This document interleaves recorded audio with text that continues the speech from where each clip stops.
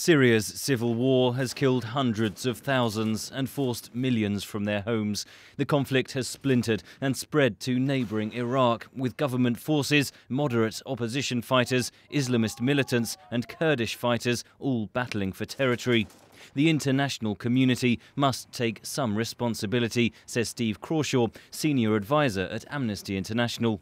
The failures to address the Syrian conflict better and earlier, and to really speak out loudly and put the kind of pressures that were needed for human rights to be better observed.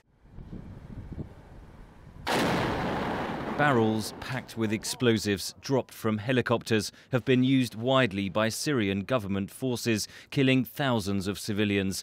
Syria's key ally, Russia, should speak out against their use, says Director of Human Rights Watch, Kenneth Roth. They allow ISIS to say that at least it is standing up to the Russian-backed government in Damascus that is trying to commit mass murder among civilians in opposition-held areas. Moscow is fueling conflict in eastern Ukraine by providing military support to separatists. Close to 4,500 people have been killed, and there are numerous cases of abduction and torture. On a recent visit to Moscow, Roth said the situation could deteriorate further. I think it is political insecurity that lies behind all of this, and I fear that this is only going to intensify as Russia now encounters some real economic problems as a consequence of Putin's adventurism in Ukraine.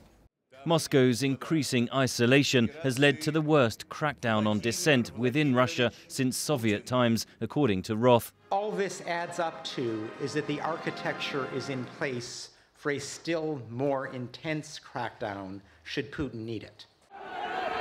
China is accused of rolling back recent progress on human rights with its ongoing crackdown on pro-democracy protests in Hong Kong.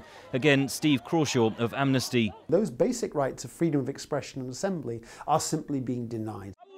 The spread of Islamist militant groups in Africa is driving human rights violations on a vast scale. Killings and suicide attacks by Boko Haram in Nigeria are intensifying, while Nigerian government forces are accused of beheadings and torture. In Egypt, rights activists say the hopes of the Arab Spring protesters are all but extinguished.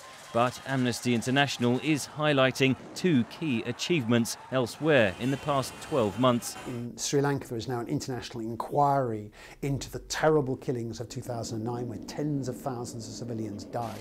Also, in UN terms, there's the Arms Trade Treaty, which we've been campaigning for 20 years. Overall, though, Human Rights Day 2014 will likely be seen as a reminder of the vast scale of abuses in many parts of the world. Henry Ridgwell for VOA News, London.